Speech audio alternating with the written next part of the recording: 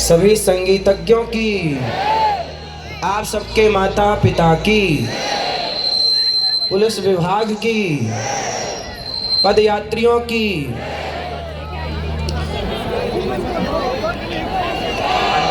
गुरु महाराज की। कैसे हैं आप लोग? यात्रा अच्छी चल रही है? यात्रा क्यों चल रही है? क्या चाहते हो?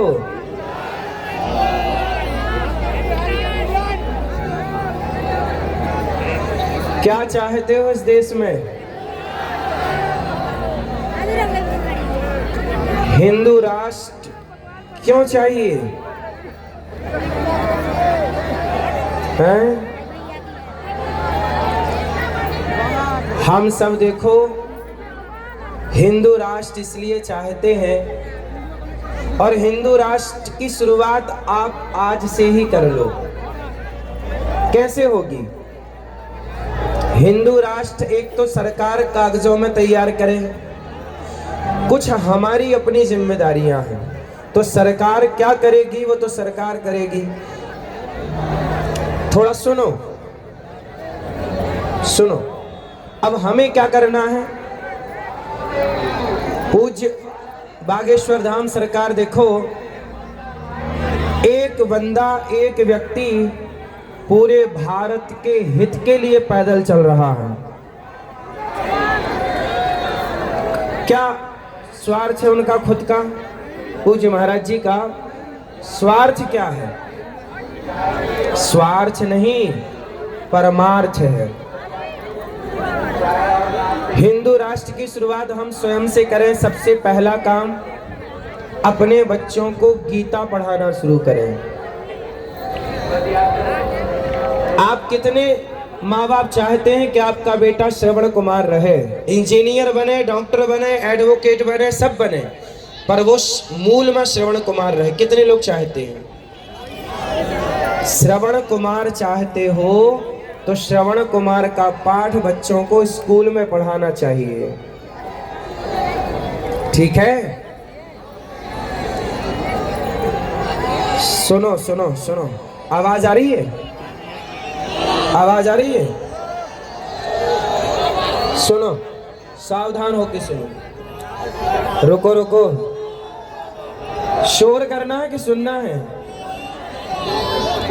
सुनो, सबसे पहले क्या करना चाहिए? अपने बच्चों को गीता, अपने बच्चों को रामायण और अपने बच्चों को श्रवण कुमार की कथा सुनानी चाहिए, पढ़ाना चाहिए। क्यों?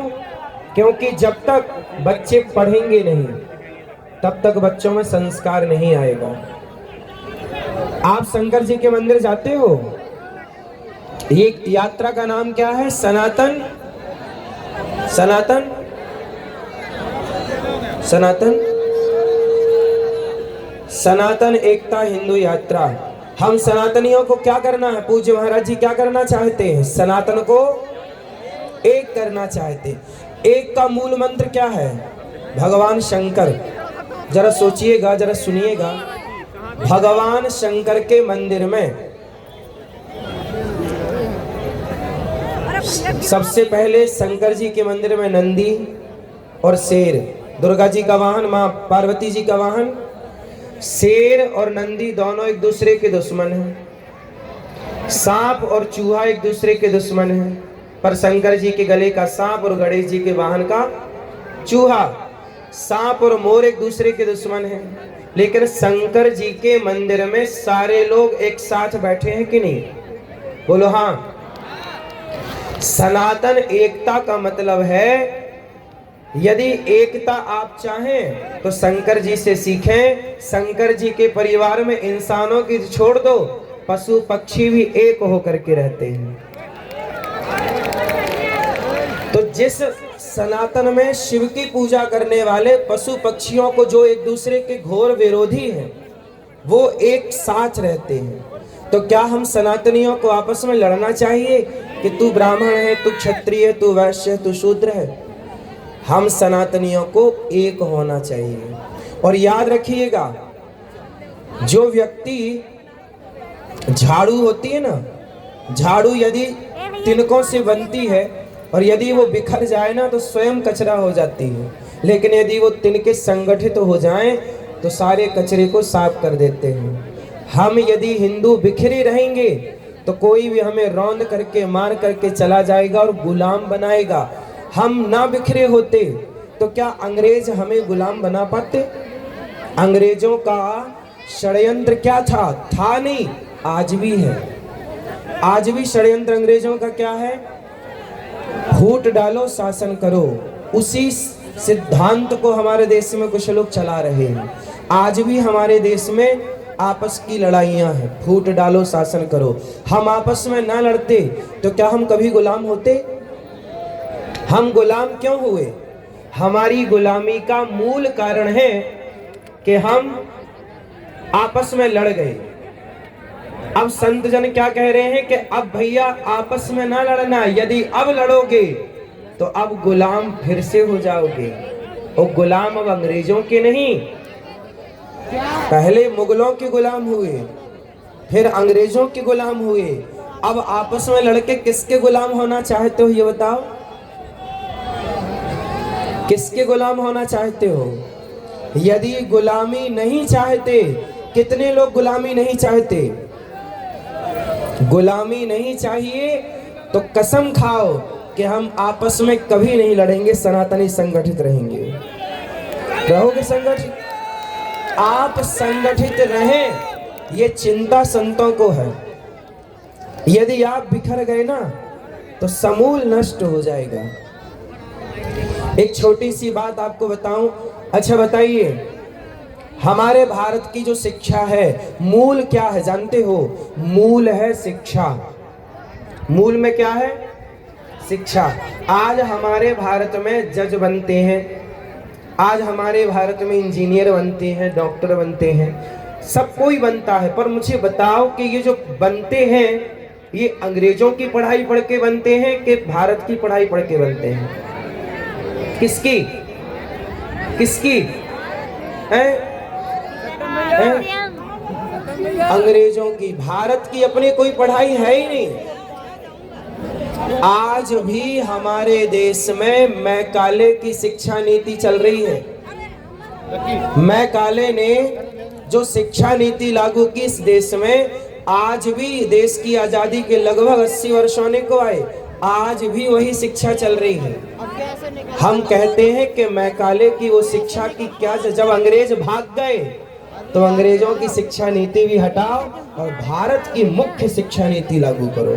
और भारत की नीति में क्या होना चाहिए? भारत की शिक्षा नीति में बताओ, मातृ देवो भव। ये पाठ सही है कि गलत है?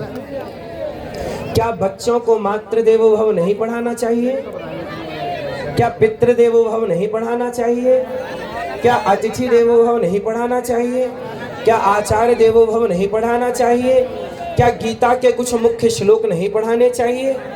क्या रामचरितमानस की चौपाइयां, क्या राम का आदर्श नहीं पढ़ाना चाहिए? राम जैसा बेटा, राम जैसा भाई, राम जैसा राजा, राम जैसा न्याय क्या आप नहीं चाहते? यदि राम जैसा आदर्श आप अपने बेटे में देखना चाहते हो तो आप अपने बेटे को बाबर ना पढ़ाओ, राम को पढ़ाओ। राम। अच्छा बताइए, क्या बच्चों के बैग में, उनके सिलेबस में, उनकी पुस्तकों में क्या राम की शिक्षा के लिए कोई जगह है? आज क्या बच्चों को पढ़ाते हैं राम के बारे में? क्या भगवान श्री कृष्ण की भगवत गीता जो दुनिया पढ़ रही है, क्या उसे भारत के बच्चों को नहीं पढ़ानी चाहिए? गीता क्यों नहीं पढ़ाई जाती? चलो बताओ, आर्यभट्ट ने क्या दिया था? क्या? शून्य। और शून्य किसने दिया? आर्यभट्ट ने। अच्छा मुझे एक बात बताओ, आप जो गणित पढ़ते हैं वो गणित भारत की है कि अंग्रेजों की है? भारत की गणित का नाम बताओ क्या है? देखो आपको पता भी नहीं है, बहुत लोगों कुछ बोल रहे हैं। भारत की जो गणित है उस गणित का नाम है वैदिक गणित।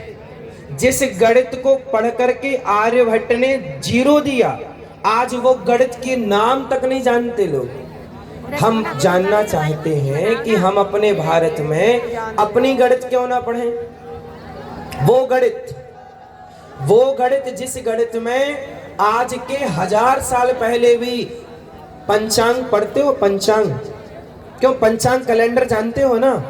100 साल पुराना पंचांग उठाना, उसमें सूर्य ग्रहण कब पड़ेगा, चंद्र ग्रहण कब पड़ेगा, तारीख और समय बिल्कुल परफेक्ट मिलेगा। जब सैटेलाइट का जमाना नहीं था, जब विज्ञान पैदा नहीं हुआ था, तब हम लोग सूर्य की गति जानते थे, चंद्रमा की गति जानते थे, ग्रहों की गति जानते थे।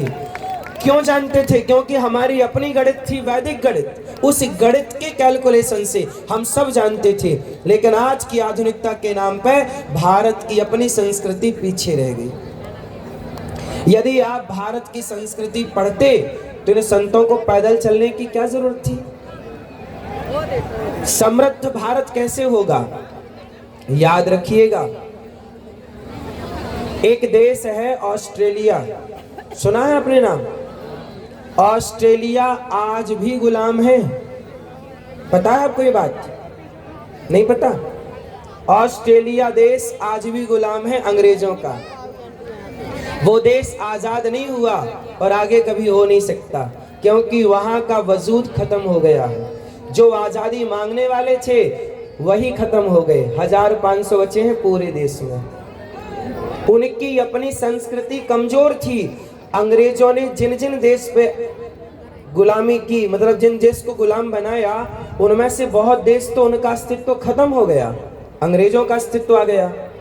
भारत से अंग्रेजों को भागना पड़ा। क्यों? क्योंकि भारत की संस्कृति मजबूत थी।